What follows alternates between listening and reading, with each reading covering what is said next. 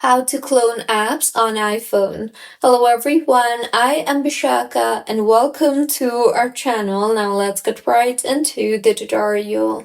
Firstly, go ahead and open your preferred browser and in the search bar, search for the app that you want to add additional application in your home screen of. For instance, I will tap on the search bar and search for x.com in order to get the duplicate application of X.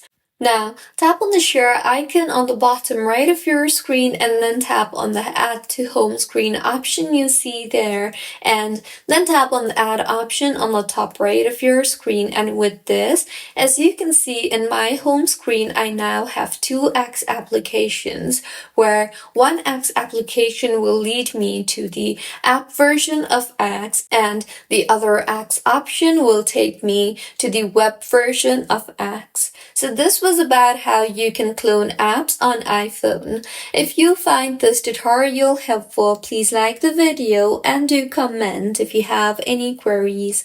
Also, do subscribe to our channel for more helpful tutorials like this. See you on the next one.